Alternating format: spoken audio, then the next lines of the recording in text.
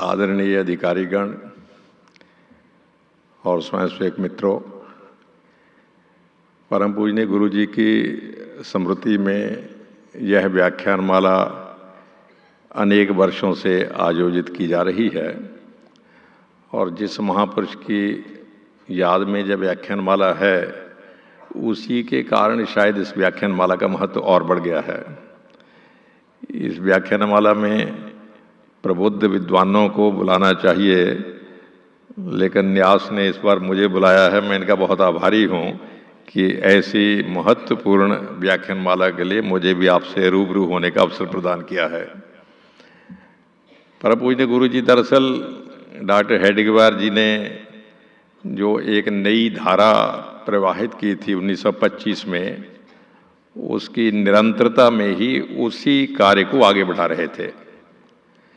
कई बार बहुत से मित्र मुझे पूछते हैं कि वो ऐसी कौन सी धारा थी जो डॉक्टर हेडगेवार जी ने शुरू की थी। आज का जो व्याख्यानमाला का विषय है कहीं न कहीं दाएं बाएं से उससे जुड़ा हुआ है। राष्ट्र की सुरक्षा, राष्ट्र को बचाना, राष्ट्र के अस्तित्व की रक्षा करना और राष्ट्र बार बार पद दलित क्यों होता है, इसकी जिसको डॉक्टर लोग आजकल कहते हैं ना कि डायग्नोज करके उसके बाद उसकी दवाई तैयार करना।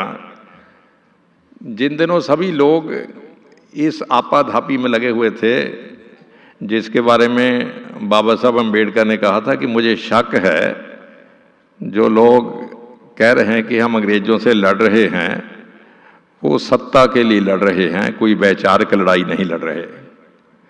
उन दिनों डॉक्टर हेडगेवार जी ने वह वैचारिक लड़ाई शुरू की थी ताकि इस देश का अस्तित्व बचा रहे।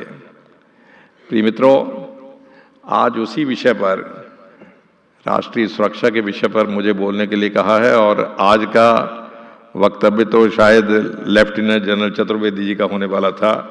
चतुर्वेदी जी कुछ स्वस्थ गड़बड़ होने के कारण नहीं आ पाए, लेकिन अब मैं चतुर्वेदी जी के स्थान पर खड़ा हूं तो मैं अंदाजा लगा रहा था कि चतुर्वेदी जी क्या बोलते हैं, ताकि कम से कम 2-4% वही मैं भी रिपीट कर सकूं। वो आर्मी के आदमी थे, तो आर्मी का व्यक्ति राष्ट्रीय सुरक्षा की जिस प्रकार की चिंता करता है उसी प्रकार की चिंता करते हैं। लेकिन मुझे लगता है राष्ट्रीय सुरक्षा का विषय कि अनेक आयाम है, जिसको हम कह सकते हैं मल्टी डायमेंशनल है।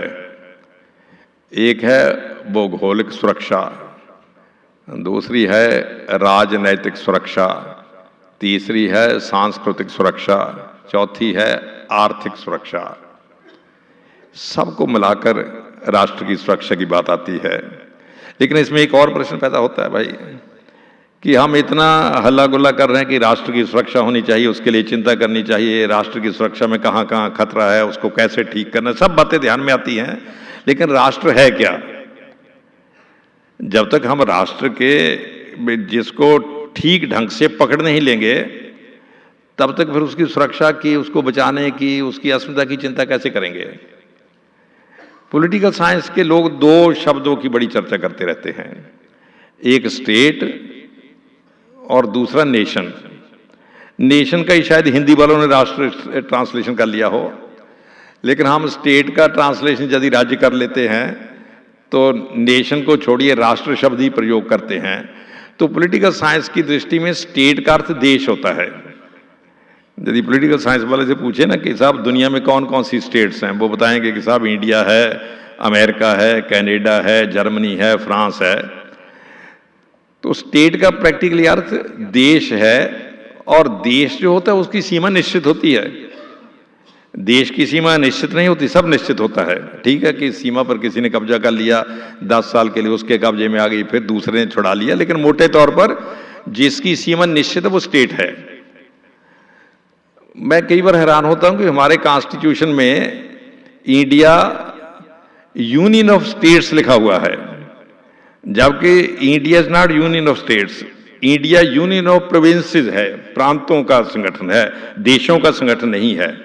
तो जिसने भी शुरू में बनाया होगा भाई जल्दी में शायद ये ध्यान नहीं रहा। मैं इसलिए ये स्पष्ट कर रहा हूं कि हमें स्टेट और राष्ट्र को पहले डिफरेंशिएट करना है। एक है स्टेट की सुरक्षा, दूसरी है राष्ट्र की सुरक्षा। क्या दोनों एक ही चीज है या अलग अलग हैं? जैसे हिंदुस्तान पर चीन हमला करता है, हम कहते भाई हिंदुस्तान जो देश है, हिंदुस्तान का जो भूगोल है, उस पर संकट आ गया, उसको बचाना है, तो उसके लिए फौज वाले लड़ते हैं, लोग भी लड़ते हैं, उसकी रक्षा भी हो सकती है, कई बार हार भी जाते हैं, लेकिन स्टेट की रक्षा करने का अर्थ है सीमाओं की रक्षा करना। लेकिन राष्ट्र की रक्षा करने का अर्थ भी क्या सीमाओं की रक्षा करना है? क्या राष्ट्र की भी कोई सीमा होती है? मैं एक उदाहरण से जब उदाहरण दूंगा तो शायद मामला ज्यादा स्पष्ट हो जाएगा। मैंने शायद अहमदाबाद में जो पहले भी उदाहरण सुनाया होगा, कुछ मित्र जो उस वक्त होंगे तो शायद उनको रेपिटेशन लगे, लेकिन फिर भी सुनाता हूं। मेरे एक मित्र अमेरिका में रहते हैं, पिछले 35-40 साल हो गया, वहीं के सिटीजन हो गए हैं। अब उनके पास हिंदुस्तान का पासपोर्ट नहीं है, अमेरिका का पासपोर्ट है, और जब हिंदुस्तान में आते तो वीज़ा लेना पड़ता है।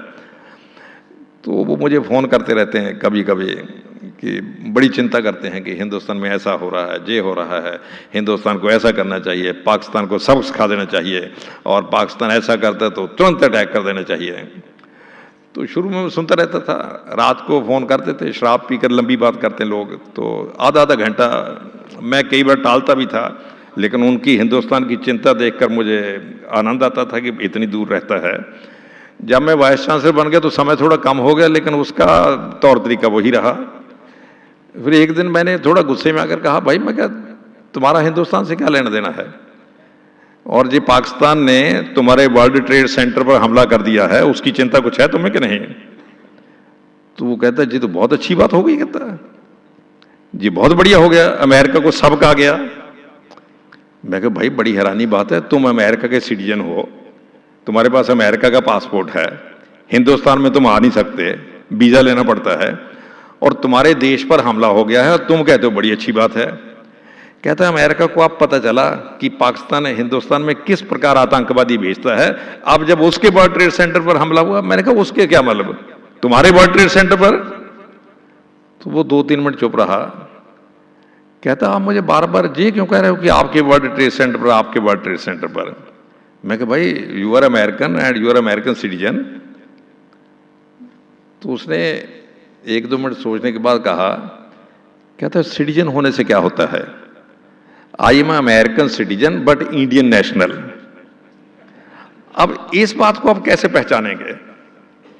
वो अमेरिकन स्टेट का सिटीजन है और अपने आप को भारतीय राष्ट्र कह रहा है, इंडियन नेशनल कह रहा है।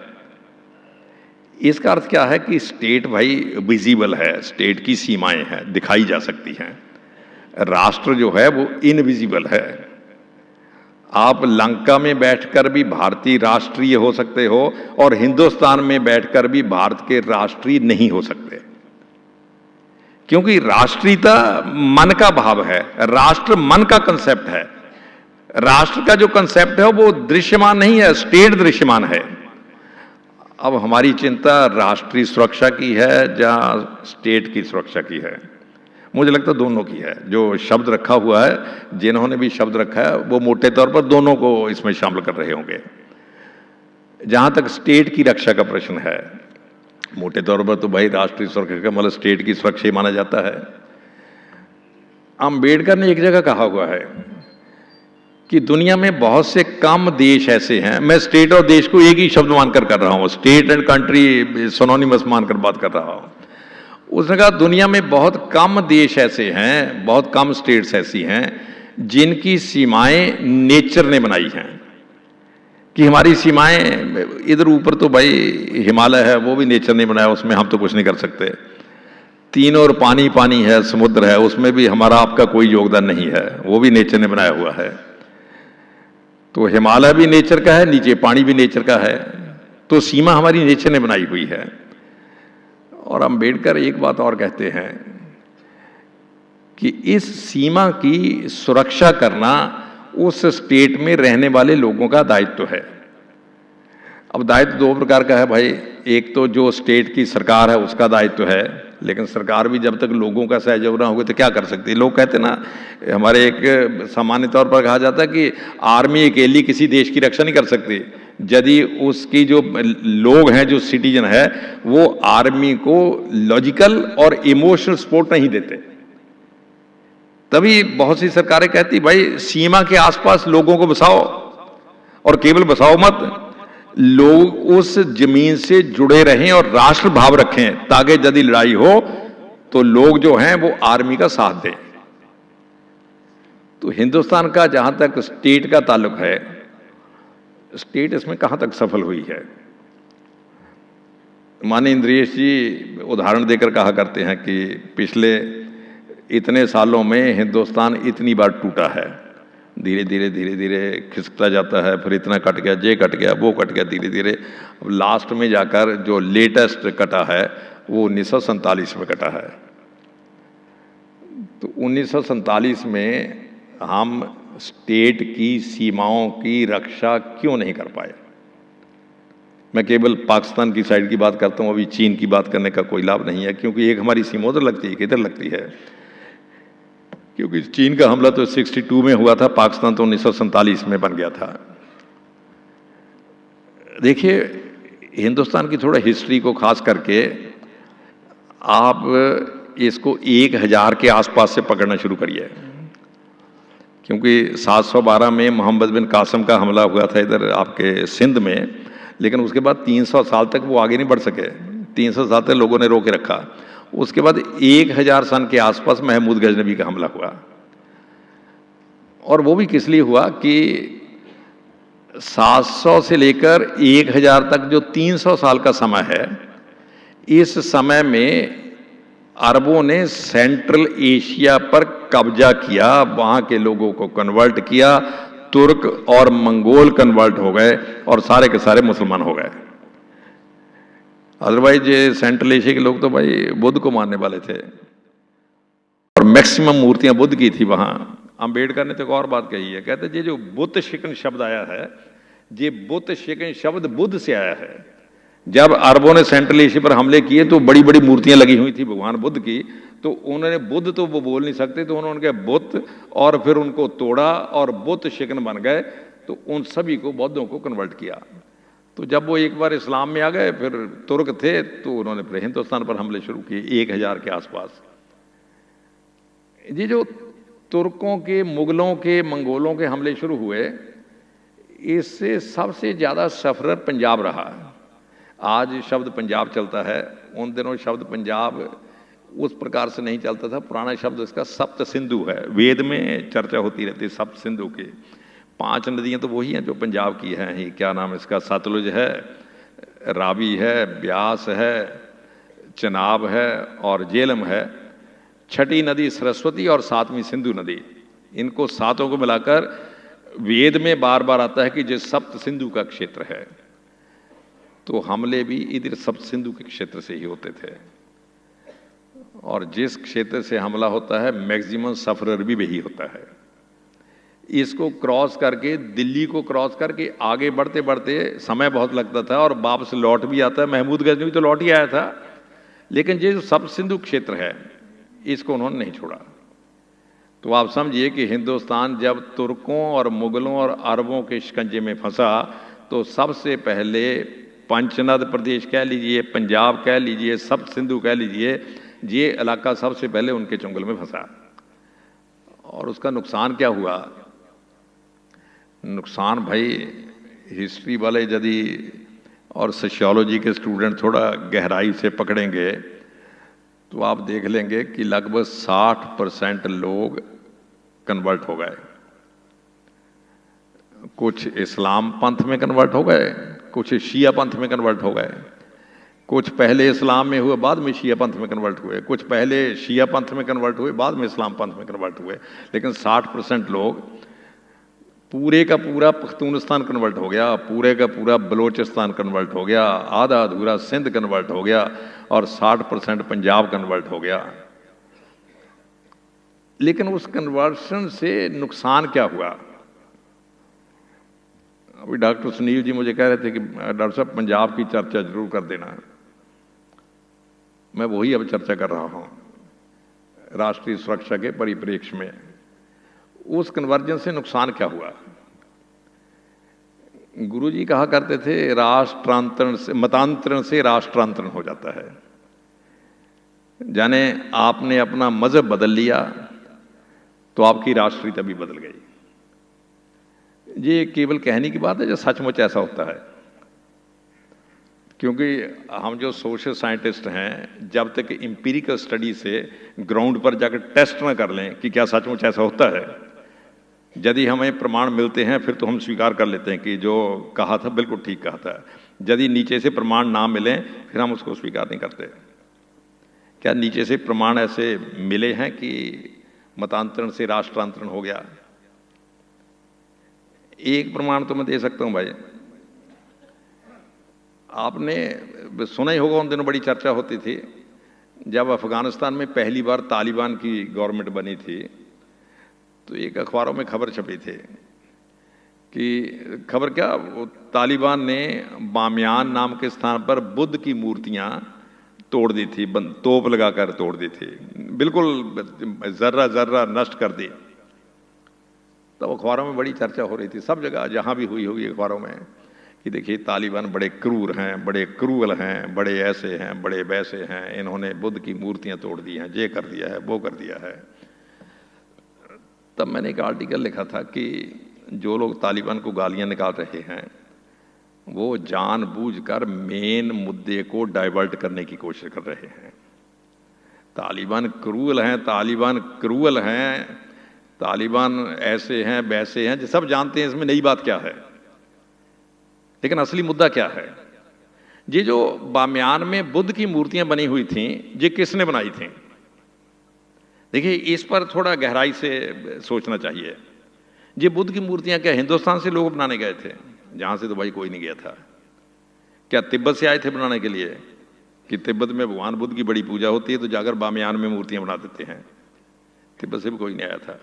क्या मंगोलिया से आए थे? मंगोलिया से भी कोई नहीं आया था। ये लोग अफगानिस्तान के ही थे जिन्होंने बुद्ध की वो मूर्तियां बनाई थी। और अब तोड़ कौन रहा था? अफगानिस्तान के लोग तोड़ रहे थे। यानी जिन्होंने बुद्ध की मूर्तियां बनाई थी उन्हीं के बच्चे बुद्ध की मूर्तियां तोड़ रहे थे। जिन्होंने बनाई थी उनके मन में बुद्ध बैठे हुए थे, इमोशनली वो बुद्ध से जुड़े हुए थे, बुद्ध उनकी दृष्टि में पूज्य थे, और उसका बेटा जो है वो बुद्ध को तोप से उड़ा रहा है। तो दोनों में ऐसी कौन सी चीज बदली कि जो उसके पिता के भीतर राष्ट्रीयता थी वो उसके बेटे के भीतर सूख गई?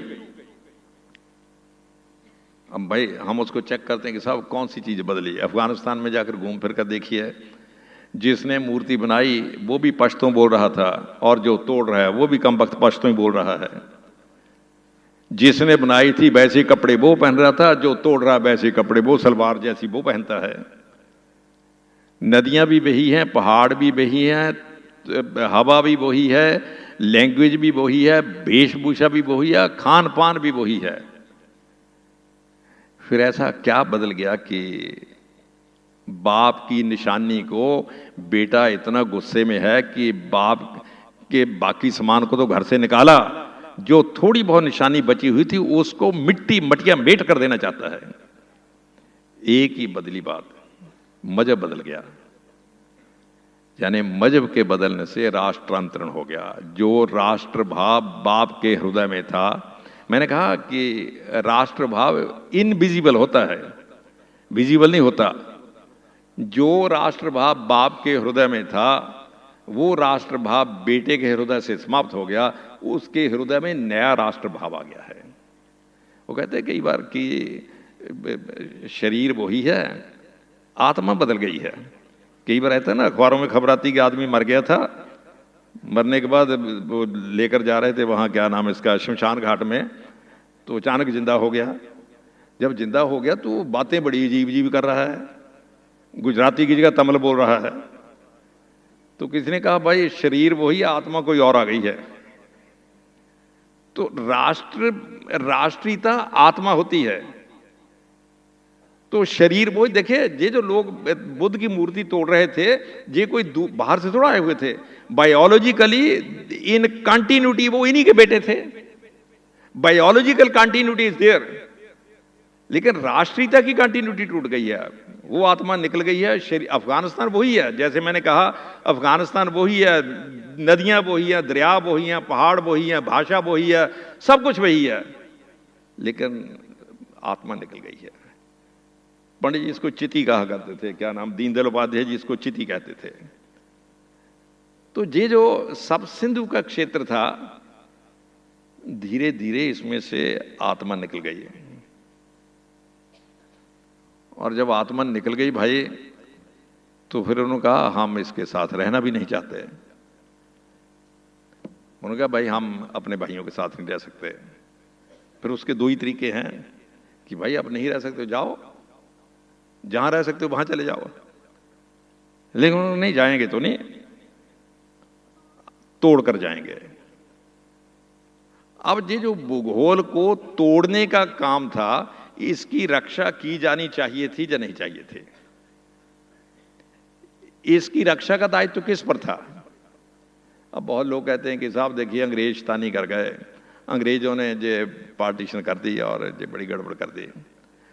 मुझे बताइए, देश के स्टेट के भूगोल की रक्षा का दायित्व अंग्रेजों पर होता है या हम पर होता है?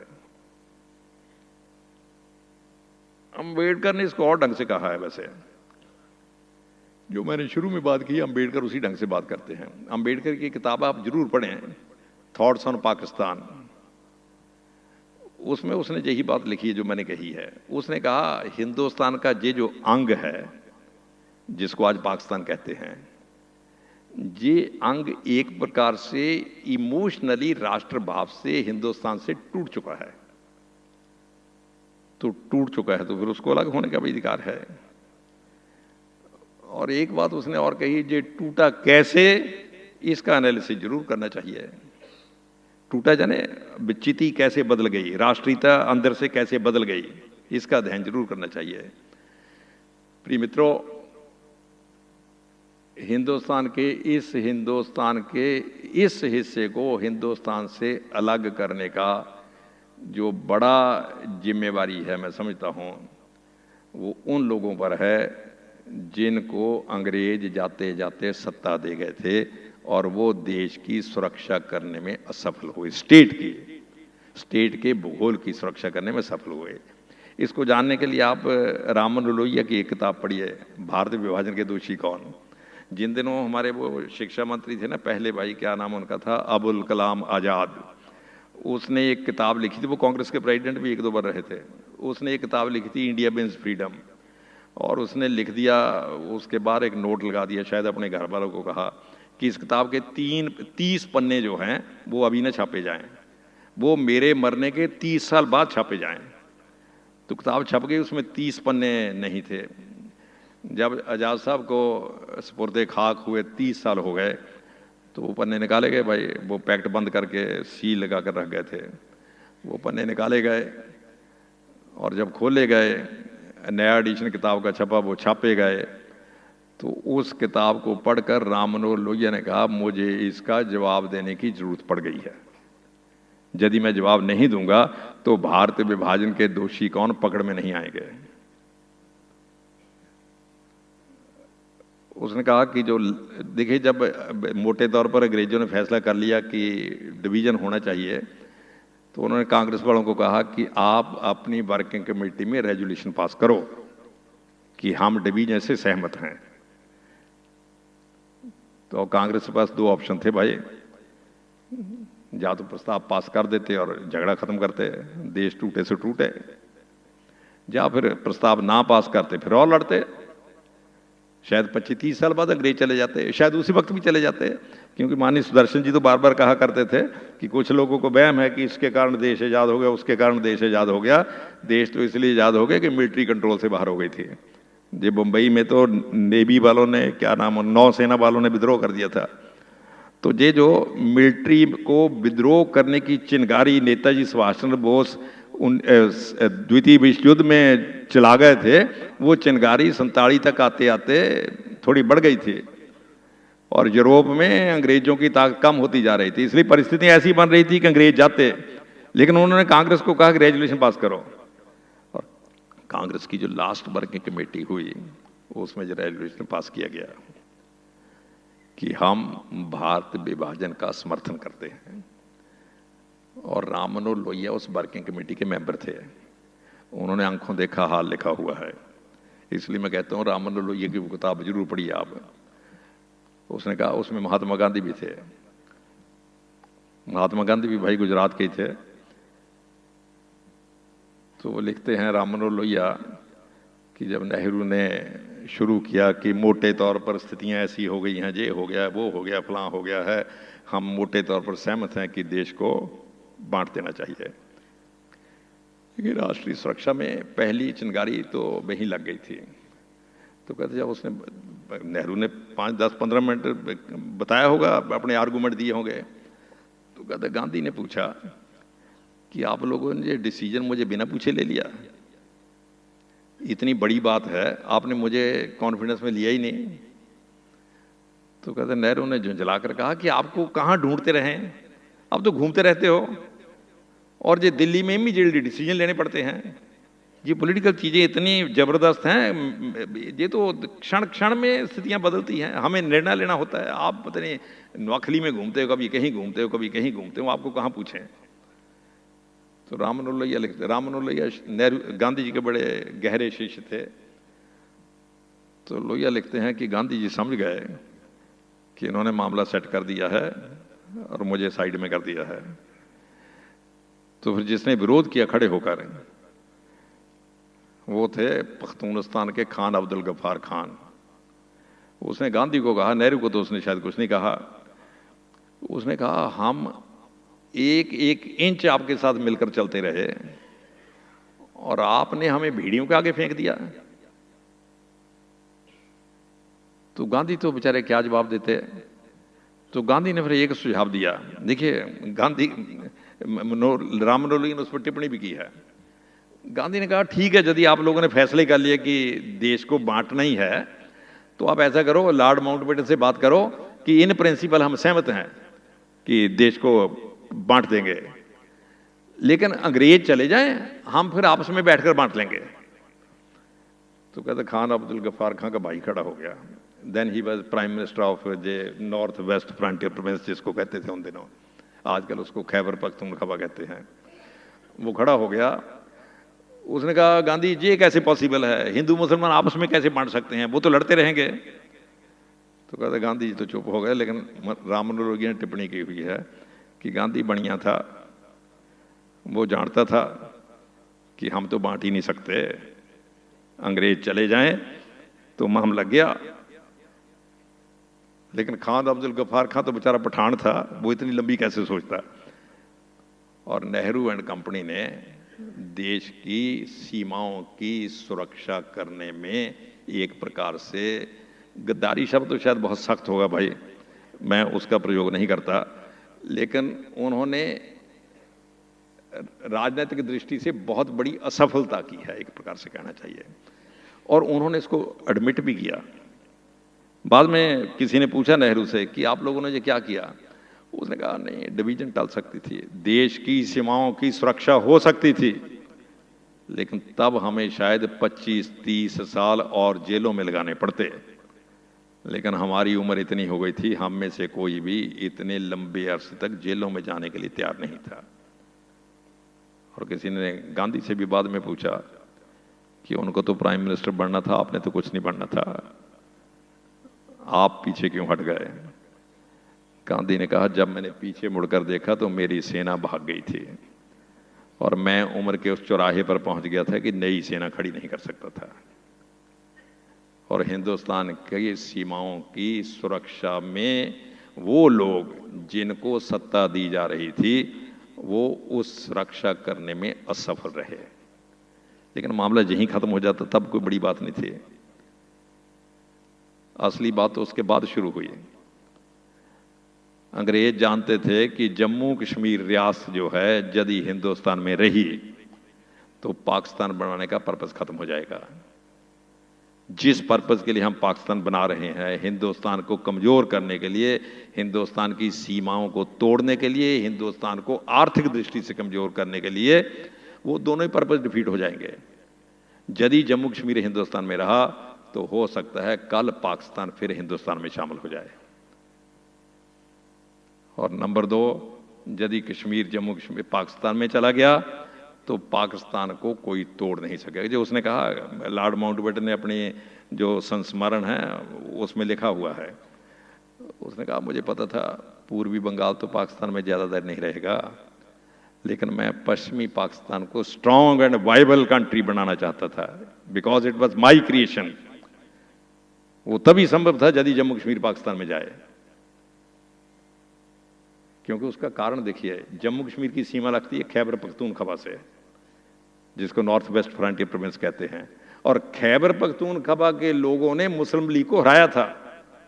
1946 में जब इलेक्शन हुए थे तो इशू यही था कि पाकिस्तान बनेगा या नहीं बनेगा। कांग्रेस कह रही थी नहीं बनेगा और मुस्लिम लीग कह रही थी बनेगा। और खैबर पख्तूनख्वा में जो इलेक्शन के रिजल्ट आए, मुस्लिम लीग हार गई और कांग्रेस जीत गई।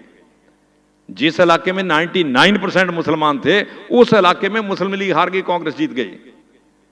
अब यदि वो खैबर पख्तूनख्वा जम्मू कश्मीर के साथ जो लगता है, यदि जम्मू कश्मीर हिंदुस्तान के साथ आता तो खैबर पख्तूनख्वा तक हमारी सीमा जाती और हो सकता कुछ दिनों के बाद दोनों मिल जाते और पाकिस्तान खत्म हो जाता है। इसलिए अंग्रेज पाकिस्तान की सीमाओं की रक्षा करना चाहते थे और हमारे लोग जिनके हाथों में सत्ता चली गई थी वो भी इनडायरेक्टली उन्हीं की सीमाओं की रक्षा कर रहे थे। अभी मेरे परिचय में किसी ने बताया कि अग्निहोत्री ने जम्मू कश्मीर पर 2-3 किताबें लिखी हैं। महाराजा हरि सिंह जम्मू कश्मीर के रियासत के राजा थे, वो पाकिस्तान में नहीं जाना चाहते थे। लॉर्ड माउंटबेटन उन पर प्रेशर डाल रहा था पाकिस्तान में जाने के लिए। He refuse to go to Pakistan, और हिंदुस्तान में आना चाहते थे। हिंदुस्तान में नेहरू उसको आना नहीं देना चाहता था। नेहरू की एक ही शर्त थी, सबसे पहले शेख अब्दुल्ला को पावर ट्रांसफर कर दो। उसने कहा भाई मैं हिंदुस्तान में शामिल हो रहा हूं, उसके बाद इलेक्शन हो गए, जीत गया सो जीत गया, जो जीत गया। आपके गुजरात में इतनी रियासतें हिंदुस्तान में शामिल हुई, जूनागढ़ की हुई, ये हुई, वो हुई, पता नहीं कितनी हुई, बाद में इलेक्शन हुए, राजे भी जीत गए, दूसरे भी जीत गए। उसने कहा भाई बाद में इलेक्शन हो जाएंगे, जो जीत गए। नेहरू ने कहा नहीं, आपको शामिल ही तब करेंगे यदि शेख अब्दुल्ला को पावर दोगे। और पाकिस्तान ने इसका लाभ उठाया। पाकिस्तान ने कहा, अंग्रेजों ने इसका लाभ उठाया और पाकिस्तान ने जम्मू कश्मीर पर हमला कर दिया। और जम्मू कश्मीर का वो हिस्सा जो हमारे लिए स्ट्रेटजिकली, अभी चतुर्वेदी जी नहीं आए भाई, नहीं तो वो आपको सही ढंग से बताते, पाकिस्तान का जम्मू कश्मीर का वो हिस्सा जो सुरक्षा की दृष्टि से हिंदुस्तान के लिए मोस्ट इंपॉर्टेंट था, और नेहरू ने भारतीय सेना को वो हिस्सा रिकवर करने नहीं दिया। और जब हिंदुस्तान की सेना उधर को बढ़ रही थी तो सीज फायर कर दिया। वो हिस्सा था गिलगित का। गिलगित यदि हमारे पास रहता तो आज सेंट्रल एशिया के साथ वाया अफगानिस्तान हम लैंड रूट से जुड़ जाते हैं। और नेहरू की एक चिट्ठी है जो मैंने अपनी किताब में छापी है, उसने अपनी सिस्टर को लिखी हुई, विजय लक्ष्मी पंडित को, कि यदि कहीं मुझे लास्ट में पाकिस्तान के साथ कश्मीर को लेकर समझौता करना ही पड़ा तो मैं गिलगित पाकिस्तान को देने के लिए तैयार हूं, कश्मीर बिल्कुल नहीं दूंगा। जबकि राष्ट्रीय सुरक्षा, राष्ट्रीय मतलब स्टेट की भूगोल की सुरक्षा के लिए गिलगित सबसे इंपॉर्टेंट था, लेकिन उन्होंने गिलगित नहीं दिया। प्रिय मित्रों, इसमें एक जो मुझे भाई कहा गया कि 40 मिनट में आपने अपना ये सारा काम खत्म करना है, और लगभग मुझे लगता है 5-10 मिनट बचे हैं, तो मैं इसको समेटने की कोशिश करता हूँ। बाकी मामला कल फिर मैं बात करूँगा। इसमें एक जो बात हमारे ध्यान में, जो अभी भी राष्ट्रीय सुरक्षा की दृष्टि से, जो स्टेट की सुरक्षा की दृष्टि से महत्वपूर्ण है, ये पाकिस्तान के सारे मूवमेंट में कि पाकिस्तान बढ़ना चाहिए, हिंदुस्तान की सीमाएं तोड़नी चाहिए, कब्जा करना चाहिए, कम्युनिस्ट पार्टी शुरू से ही पाकिस्तान बनाने के पक्ष में थी। अब वो बड़ी हैरानी की बात है कि कम्युनिस्ट पार्टी क्यों पक्ष में थी, इसकी थोड़ी गहराई से स्टडी करिए। कार्ल मार्क्स 2 चीज़ों को लेकर बार बार कहता है, वो कितना ठीक है कितना गलत, मैं उस पचड़े में नहीं पड़ता, कि एक गरीब है एक अमीर है। यदि साधारण भाषा में बात की जाए, उसने तो बड़े बड़े टेक्निकल शब्द बड़े बड़े लिखे हुए हैं, हम इसको पंजाबी हिंदी में सिंपल, एक है गरीब हैं एक अमीर हैं, और उसने कहा एक हैव्स हैं, एक हैव्स नॉट हैं। कम्युनिस्टों ने जब हिंदुस्तान को लेकर एनालिसिस किया तो उनको लगा मुसलमान हैव्स नॉट में आते हैं और हिंदू हैव्स में आते हैं, तो हमें तो हैव्स नॉट की मदद करनी चाहिए। यदि हैव्स नॉट का एक अलग देश बन जाए तो हमारे कब्जे में आ जाएगा, और पाकिस्तान हमारे कब्जे में आ गया तो रूस के साथ मिलता है अफगानिस्तान से होकर, तो फिर रूस इधर आएगा और फिर पाकिस्तान पर रूस का हो जाएगा, फिर आगे हिंदुस्तान पर भी कब्जा हो जाएगा। इसलिए कम्युनिस्टों ने, और आप हैरान होंगे थोड़ा उसको गहराई से देखेंगे, जब पाकिस्तान बना तो हिंदुस्तान की कम्युनिस्ट पार्टी ने उनके जो 5-6 बड़े आइडियोलॉग थे, मुसलमान थे, एक फारूकी था, कुछ और थे, उनको पाकिस्तान भेजा। किस लिए? कि अब वहाँ जाकर डट जाओ, स्टेट बन गई है और उसमें 10-15 साल काम करो, लोगों को ऑर्गेनाइज करो, वहाँ रिवोल्ट हो जाएगा, सरभारा की क्रांति हो जाएगी और सरभारा वहाँ कब्जा कर लेगा, एक लाल झंडा वहाँ लहराना शुरू कर देगा। लेकिन वो इतना नहीं समझ पाए कि जो मुस्लिम लीग उनको यूज़ कर रही है, जब उनका पर्पस पूरा हो जाएगा वो सबसे पहले उन्हीं को मारेंगे। और साल के अंदर अंदर जिनको भेजा तो सब वापस आ गए। उन्होंने कहा भाई साहब थोड़ा धोखा लग गया, वहाँ ऐसा मामला है नहीं जैसा आप समझ रहे थे, वो सरभरा कुछ नहीं, वो और मामले प्रकार के लोग हैं। उसके बाद कम्युनिस्टों ने कश्मीर को पकड़ लिया, शेख अब्दुल्ला के में चिपक गए, शेख अब्दुल्ला के साथ, क्योंकि शेख अब्दुल्ला को बीच में बीमारी लग गई थी कि आज़ाद देश बन सकता है और अंग्रेजों को भी सूट करता था। कम्युनिस्टों को लगा कि पाकिस्तान तो गया हाथ से, लेकिन कश्मीर यदि आज़ाद देश बन जाता है तो इंडिया का एक हिस्सा कम्युनिस्ट देश बन जाएगा, फिर आगे बढ़ा जा सकता है। आप उन दिनों की कश्मीर की हिस्ट्री पढ़िए, जितने हिंदू कम्युनिस्ट थे वो सब शेख अब्दुल्ला के साथ थे, वो किताबें लिखते थे। वो प्रेमनाथ बजाज की तो 15 किताबें इसी प्रकार की, पाकिस्तान में जाना चाहिए, आज़ाद रहना चाहिए, फलाना करना चाहिए, और शेख अब्दुल्ला उनको यूज़ कर रहा था। और जब शेख अब्दुल्ला के पास पावर आ गई, उन्होंने जो हरिकृष्ण सिंह सरजीत जो थे, इनको कश्मीर से भगाकर निकाला और कम्युनिस्टों की हालत खस्ता कर दी। आज वो सब कम्युनिस्ट और उनके चेले चांटे जम्मू में धक्के खा रहे हैं। यानी भारत की सीमाओं को तोड़ने में जिन्होंने देश का विभाजन करवाया उनकी तो वो है ही हिस्सेदारी, लेकिन उसके बाद कम्युनिस्टों की उससे बड़ी हिस्सेदारी है। और अब जो आजकल पंजाब में हो रहा है, इसमें भी कम्युनिस्टों का बहुत बड़ा हाथ है। आप हैरान होंगे, जिन दिनों पंजाब में आतंकवाद शुरू हुआ था, और उसमें मैक्सिमम लोग कौन थे जो पंजाब की हिस्ट्री को थोड़ा अच्छी तरह जानते हैं, आतंकवाद से पहले नक्सलवाद शुरू हुआ था पंजाब में। मैं तो उन दिनों बीएससी का स्टूडेंट था और हमारा ही जो एरिया था वो सबसे ज़्यादा नक्सलवादी एरिया माना जाता था। और जिस कॉलेज से मैं पढ़ा हूँ उस कॉलेज के स्टूडेंट्स को डीएवी कॉलेज जलंधर बारे एडमिशन नहीं देते थे कि ये नक्सलवादी एरिया के लोग हैं। तो जब नक्सलवाद खत्म हुआ जाने मूवमेंट को सरकार ने दबा दिया, जब ये आतंकवाद का रेडिकलिज्म का मूवमेंट शुरू हुआ तो 90% जो नक्सलाइट थे वो इस आंदोलन में चले गए। पर्पस इतना ही था जो पाकिस्तान वाले मामले में था कि अंदर घुसकर जो शेल के अंदर घुस जाओ, अंदर से कब्जा करो, शेल टूटेगा तो हमारे कब्जे में आ जाएगा। पहले उन्होंने पाकिस्तान में एक्सपेरिमेंट किया, फिर कश्मीर में एक्सपेरिमेंट किया, अब वो त्रिपुरा बंगाल से निकल चुके हैं, कांग्रेस में भी घुसकर एक्सपेरिमेंट करते रहते हैं। अब लास्ट अपनी लड़ाई वो पंजाब में लड़ रहे हैं। पंजाब में ये सारा जो मूवमेंट चला हुआ है, इसके भीतर कहीं ना कहीं कम्युनिस्ट पार्टी के कैडर हैं और कम्युनिस्ट पार्टी की आइडियोलॉजी है। प्रिय मित्रों, मुझे लगता है कि सीमाओं की रक्षा में जो कोताही उस वक्त हुई थी और अभी भी पंजाब को लेकर हो रही है, लेकिन चलिए पंजाब को लेकर जो कम्युनिस्ट कर रहे हैं, हिस्ट्री हमारी गवाह है कि कम्युनिस्टों को इस मेथडोलॉजी में कहीं सफलता नहीं मिली, ना पाकिस्तान में मिली, ना कश्मीर में मिली। पंजाब में they are fighting for the cause, लेकिन सफलता नहीं मिलेगी। आई एम श्योर, मुझे पूरा विश्वास है कि इसमें फेल होंगे। जहाँ भी कम्युनिस्टों ने जो एक्सपेरिमेंट किया उसमें वो सफल रहे। मैं साल भर ईरान में था जिन दिनों जो खुमैनी आए थे और शाह भागे थे, बहुत बड़ा मूवमेंट था। और आप हैरान होंगे उस मूवमेंट में सबसे ज़्यादा एक्टिव कौन थे? कम्युनिस्ट पार्टी ऑफ ईरान, उसको फारसी में तूदेह कहते हैं। और खुमैनी ने उनको बहुत यूज़ किया। जब खुमैनी का कब्जा हो गया, सबसे पहले जिनको उसने मारा वो तूदे के लोग थे। कम्युनिस्ट पार्टी ईरान का प्रधान, उसके सेक्रेटरी, उसके जे कार्यकर्ता, वो कार्यकर्ता, और शरेआम खड़े करके गोलियां छुड़ा दिया।